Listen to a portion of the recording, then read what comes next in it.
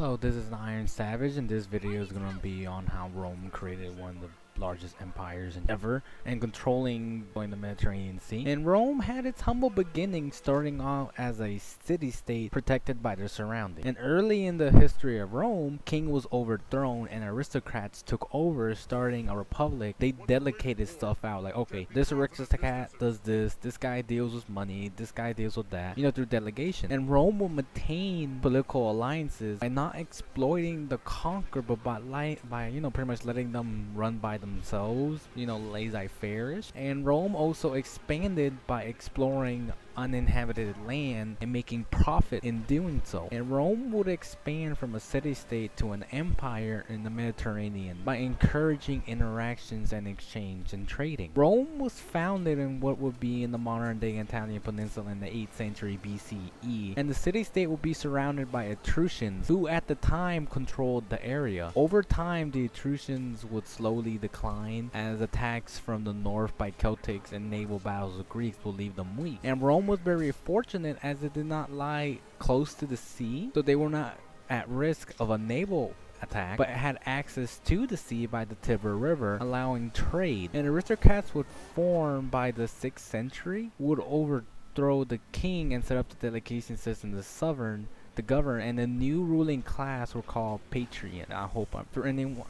If I mess up or butcher anyone's name, I am very sorry. And they will elect consuls who would advise by the Senate, which the Senate also ratified their decisions. And the poor people, who will be called plebeians, they were to have a part in the government by electing tribunes. And the tribunes, what they will do is they will veto measures that were unfair. And the new government of Rome was pretty much led by these rich patrons, and they would start absorbing the surrounding Etruscan territories that were weakened by attacks and other hardship. And Rome did not tax or exploit the conquered, but instead encouraged trading. And remember that patrons were aristocrats, and through exchange they were able to get into the Etruscans' rich iron market. So the conquered will benefit. Pretty much they were allowed to exchange with Rome, and they were allowed to marry Roman women, and they could earn their way to become a Roman citizen and be a part of the political process, because at the time only Roman citizens were allowed to be a part of the pretty much political process. And this change would lead to interactions with older forces, and Rome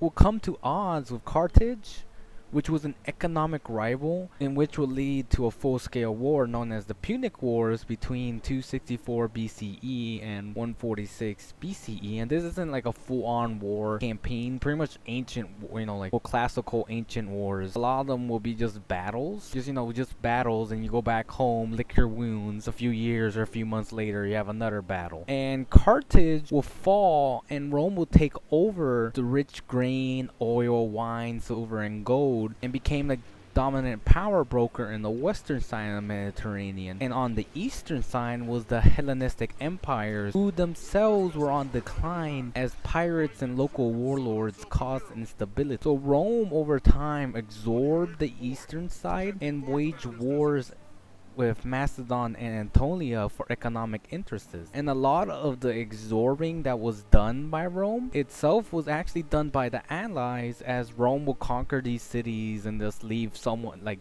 alright, you guys are in charge of this area, you guys are in charge, we're the big baddies, and you guys do what you want. And if anything's bad happen, that threatens the sweet money that's coming in, we'll come out and help you. And Rome would maintain a strict alliance with the conquered people. Pretty much they're like, okay, and Rome just lived in in a hegemony state.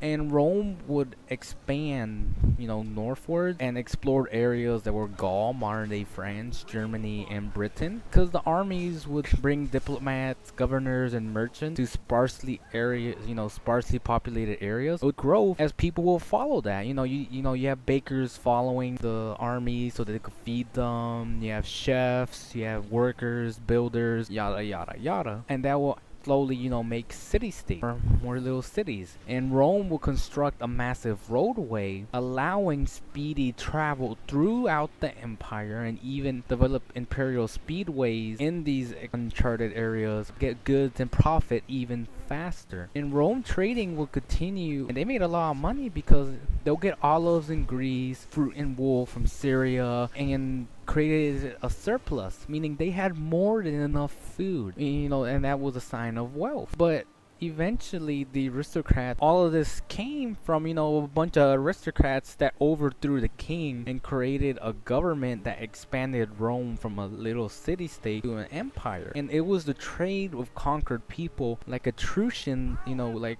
Etruscan expanded the wealth of Rome, and Rome will wage war just to protect the economic interests, like they did by attacking Carthage or Macedon, and by letting local allies expand their, and exploration in areas like Gaul will bring new market, creating Rome even more wealth. And through these interactions and exchange and trading, it made Rome grow from a small city-state to a large empire that controlled the Mediterranean Sea.